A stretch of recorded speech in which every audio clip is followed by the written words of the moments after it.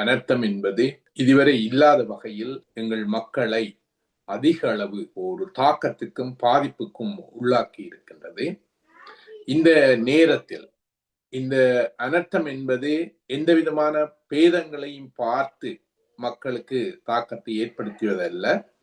இலங்கையர்கள் எல்லோருமே இந்த தாக்கத்தினால் ஏதோ ஒரு வகையில் கடுமையாக பாதிக்கப்பட்டிருப்பதை நாங்கள் பார்க்கின்றோம். அதனால் இந்த பாதிப்புகளுக்கான நிவாரணங்கள், மீள்கட்டமைப்புகள் என்பதுவும் இலங்கையர் என்ற ஒரு அடிப்படையில் தான், அதாவது எந்தவிதமான பேதங்களும் இல்லாத ஒரு அடிப்படையில் தான் மேற்கொள்ளப்பட வேண்டிய ஒன்றாக இருக்கின்றது.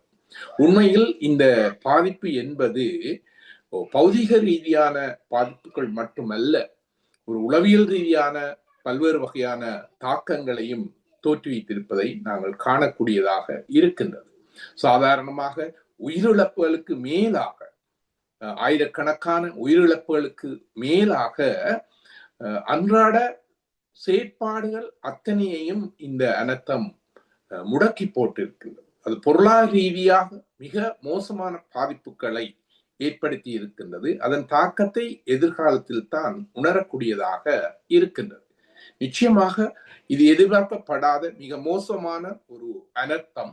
எனவே இதில் இருந்து மீண்டு வருவதற்காக நாங்கள் அனைவரும் எந்த விதமான வேறுபாடுகளையும் மறந்து, எந்த விதமான அரசியல் நோக்கங்களையும் இங்கே புறந்தள்ளி, எல்லோரும் ஒற்றுமையாக இதில் இருந்து எவ்வாறு எமது மக்களை மீண்டும் அவர்களுடைய சாதாரண வாழ்க்கைக்கும் அவர்களுடைய வளத்துக்கும் எவ்வாறு பணியாற்றலாம் என்பது தொடர்பாகத்தான் நாங்கள் சிந்திக்க வேண்டியவர்களாக இருக்கின்றோம். இந்த இடத்தில் அனைவருக்கும், பாதிக்கப்பட்டவர்கள் மட்டுமல்ல, பாதிக்கப்படாமல் இருக்கின்ற அனைவருக்கும் ஒரு பெரிய பொறுப்பு இருப்பதாகவே நான் கருதி கொள்கிறேன். அந்த வகையில் எல்லோருமே தங்களால் இயன்ற எந்த வகையான உதவிகளையும் நிச்சயமாக பாதிக்கப்பட்ட மக்களுக்கு கரம் கொடுத்து உதவி அவர்களை மீள கரை சேர்க்க வேண்டிய பொறுப்பு எங்கள் அனைவருக்கும் இருப்பதாகவே நான் உணர்கின்றேன்.